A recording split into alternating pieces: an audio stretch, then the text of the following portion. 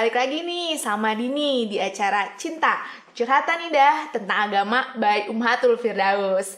Nah, teman-teman, hari ini kita bakal ngelanjutin bahasan kemarin. Teman-teman udah lihat kan tentang kemarin, yaitu tentang life crisis, yaitu untuk mengetahui visi misi kita sebagai umat Islam.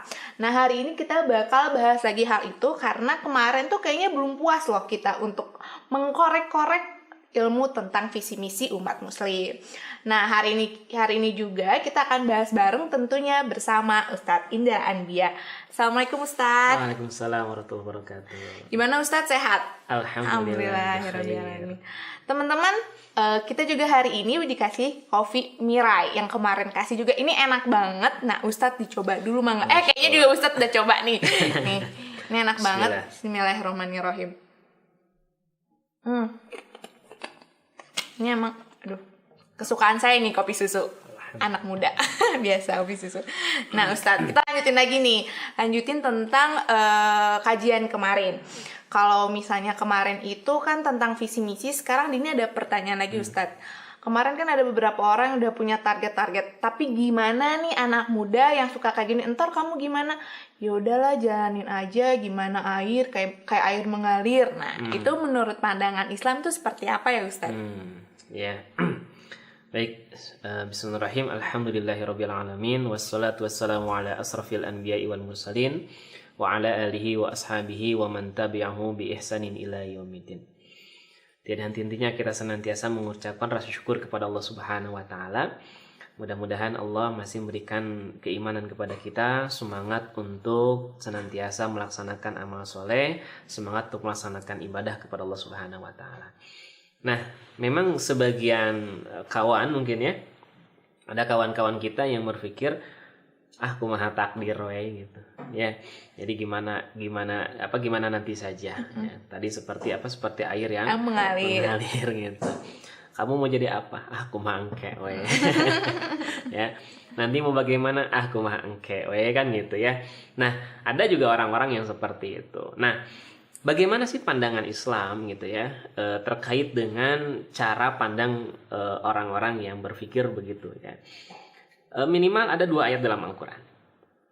Di dalam surat Al-Hasyr, Allah Subhanahu wa taala ya, surat Al-Hasyr ayat 18. Allah Subhanahu wa taala mengingatkan kepada kita, a'udzubillahi minasyaitonirrajim, ya ayyuhalladzina amanu taqullaha wal tanzur nafsum ma qaddamat lighad. Nah, itu. Ya, jadi di dalam surat Al-Hasyr ayat 18 ini Allah Subhanahu wa taala mengingatkan kepada kita, wahai orang-orang yang beriman, bertakwalah kamu kepada Allah, wal tanzur nafsum ma qaddamat lighad.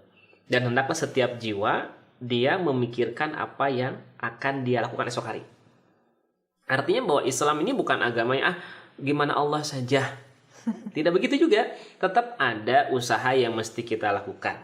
Makanya Allah mengingatkan, coba kamu perhatikan apa yang akan kamu lakukan esok hari. Artinya apa? Islam ini memerintahkan kita supaya apa? Kita pun harus punya planning, harus punya perencanaan. Ya, punya perencanaan. Misalkan besok nih kita mau ngapain? Dari kita bangun tidur sampai kita tidur lagi kita ngapain? Dibikin planningnya. Ya, gitu.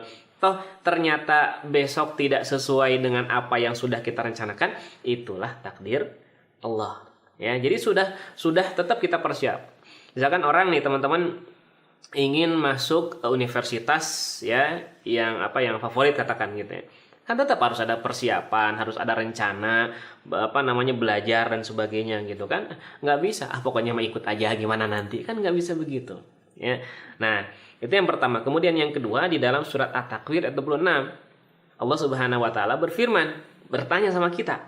Kata Allah, fa aina tazhabun? Kalian mau pergi kemana? Itu jadi di dalam ayat itu Allah nanya sama kita, fa aina tazhabun? Kalian mau pergi kemana? Ini kalau misalkan Dini membayangkan ini ayat ini turun sama Dini nih. Kata Allah, Dini mau pergi kemana? Mau jawab apa? Ke rumah. Ke mall. Ya. Nah, maka ayat ini sebetulnya juga memberikan gambaran kepada kita supaya apa? Supaya ketika kita melangkahkan kaki dari rumah atau keluar harus jelas tujuannya. Harus jelas tujuannya. Ketika misalkan keluar rumah nggak jelas tujuannya, sampai nggak? Enggak. Kenapa nggak sampai? Kan malah keliling-keliling aja, Nggak jelas ya, jelas. nggak jelas tujuannya gitu. Nah, makanya Islam ini punya gambaran supaya diperjelas nih tujuan kita ini untuk apa gitu. Ya. Makanya Allah nanya, fa aina tadhhabun, kalian mau pergi kemana? Jadi kalau misalkan ini keluar dari rumah, kemudian jelas nih, oh mau ke Jakarta katakan. Maka jelas, oh saya pakai kendaraannya ini, jalannya, rutenya ke sini, ke sini, ke sini. Jelas tujuannya. Sehingga nggak bisa kemudian kita seperti tadi pasrah sajalah, gimana Allah saja. Gimana Allah saja. Ya, tetap bahwa hasil akhir itu adalah Allah yang menentukan, tapi ada usaha dari kita, ya. Ada usaha dari kita yang mesti kita lakukan gitu, ya. Begitu dia. Nah, tuh. Teman-teman diinget ya, jangan suka bilang jadi gimana air mengalir aja, tapi memang kita harus tetap merencanakan itu supaya tujuan kita tercapai, yaitu mendapatkan ridho Allah. Betul. Betul kan? Nah, sekarang Ustadz, ini juga ada pertanyaan nih dari teman-teman sekalian. Ini ada pertanyaan gini, kadang-kadang tuh kita tuh suka berpikir kayak gini, hidup cuman sekali aja ya, kita harus ya menyesuaikan dengan keinginan kita gitu, seneng-seneng dan lain-lain. Itu gimana Ustadz? Seneng-seneng gimana? Iya, misalnya mau pergi tuh kayak nonton Korea 12 jam kan happy tuh. Nggak apa-apa, udah hidup cuma sekali aja, kita harus happy. Nah, itu gimana tuh? Ya itu bagi mereka yang berpikir bahwa hidup ini hanya sekarang saja. Jadi kalau berpikir bahwa hidup ini hanya sekarang saja, selesai, setelah itu beres, ya begitulah. Cara pandangnya begitu. Makanya kalau misalkan ini perhatikan di dalam Al-Quran, itu banyak di dalam ayat-ayat Al-Quran itu justru Allah meluruskan pola pikir gitu, cara pandang, ya. Termasuk tadi kalau misalkan dulu masyarakat jahiliyah juga begitu berpikirnya, sok aja sekarang puas-puasin hidup kan gitu ya, seenaknya, semau gue kan gitu. Nah itu bagi orang-orang yang berpikir bahwa hidup ini hanya sekarang. Tapi bagi kita, bagi seorang muslim itu ada cara pandang yang harus kita perbaiki. Ya, bagaimana cara pandang kita? Cara pandang kita itu bukan hanya berpikir sekarang, tapi berpikir apa akibat dari apa yang kita lakukan saat ini. Ya, artinya apa? Ada kehidupan yang sedang menanti kita. Ya. Jadi kalau berpikir dunia ini sekarang selesai, ya sudah beres, silahkan sepuasnya gitu. Tapi kalau misalkan kelak ada kehidupan yang lain yang kita harus mempertanggungjawabkan, nah siap nggak menghadapi itu? Ternyata benar ya. Memang hidup cuma sekali di dunia, tapi ternyata ada kehidupan yang lain. Nah, itu tuh teman-teman harus diingat. Jangan diingatnya itu aja hidup sekali di dunia, tapi ternyata memang ada hidup selanjutnya ya Ustadz. Nah, terus apa yang harus kita persiapkan Ustadz supaya di dunia selanjutnya atau di kehidupan selanjutnya kita juga dalam keadaan lurus, baik, dan ya nggak yang nggak masuk neraka, nauzubillah min dzalik atau gimana gitu Ustaz. Ya, sekarang gini, Dini kalau lebaran suka mudik nggak? Iya. Mudik kemana? Ke Garut. Deket ya. Deket ya. Misalkan ketika Dini mudik, mau mudik gitu ya, ada yang harus dipersiapkan nggak? Ada. Pasti banyak ya. Banyak. Iya, apalagi kalau misalkan orang yang merantau nih, ya, orang Sumatera merantau ke Bandung. Nah, ketika mau mudik pasti itu persiapan udah setahun sebelumnya itu. Ya. Pesen tiket aja buru-buru setahun sebelumnya. Ya, supaya apa? Karena ada kebahagiaan ketika dia sudah mempersiapkan bekal yang banyak gitu kan. Ada kebahagiaan ketika berjumpa dengan saudara-saudara di kampung halaman. Artinya apa? Mau mudik saja butuh bekal persiapan yang banyak, apalagi kita akan mudik semua. Ya, mudik kemana? Mudik kepada Allah. Makanya kenapa ada kalimat inna lillahi wa inna ilaihi raji'un. Jadi kita akan kembali sama Allah juga gitu. Nah, jadi ini yang harus kita pahami bahwa kalau sekarang kita hidup semau gue aja gitu kan. Nah, bagaimana kita mempertanggungjawabkannya nanti? Gitu. Nah, makanya teman-teman sekalian, kaum remaja begitu ya dan pemuda, bagaimana kemudian Nabi SAW memberikan informasi kepada kita, kata Nabi bahwa orang yang cerdas itu bukan hanya semata-mata mereka secara akademi bagus, bukan. Ya. Jadi yang cerdas itu bukan hanya semata-mata akademinya bagus, tapi kata Nabi orang yang cerdas itu adalah orang yang memikirkan kehidupan setelah kematiannya. Jadi cara pandang kita ini orang yang beriman lebih jauh gitu. Ya, bukan hanya di dunia 100 tahun kita mau jadi apa dan sebagainya, tapi bagaimana kita akan menjalani kehidupan setelah kematian gitu. Nah, ini yang harus kemudian teman-teman pahami gitu, bahwa Nabi SAW mengingatkan kepada kita, kun fid dunya ka'annaka gharibun, kata Nabi.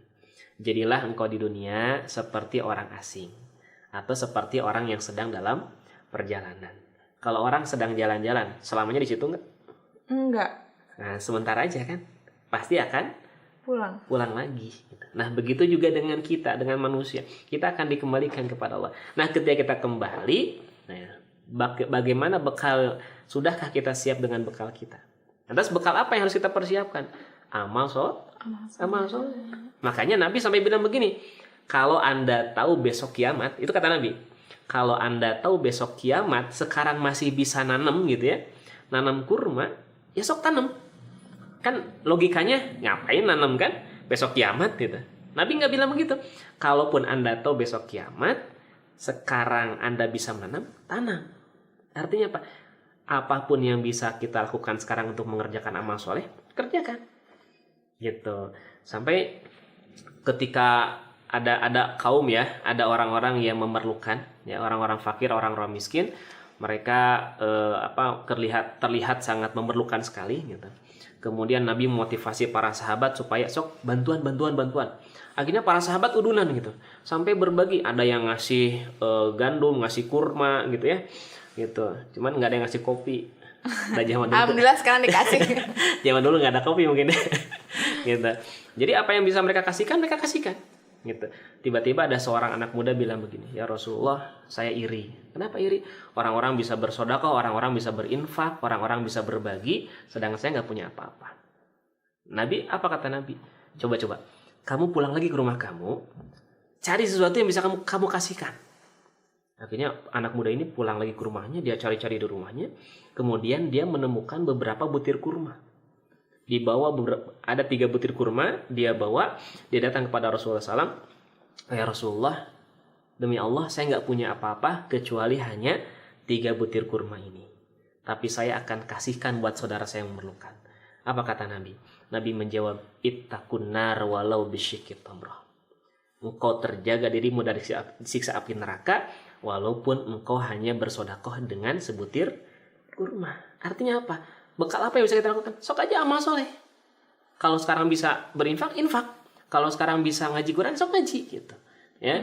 Jadi yang Nabi inginkan itu adalah kita mengerjakan amal soleh, walaupun sedikit. Jadi kalaupun Dini sehari cuma baca Quran misalkan 1 juz. Waduh. Nah, waduh. Amin ya Allah. Amin, insya Allah ya. Ya. Gitu.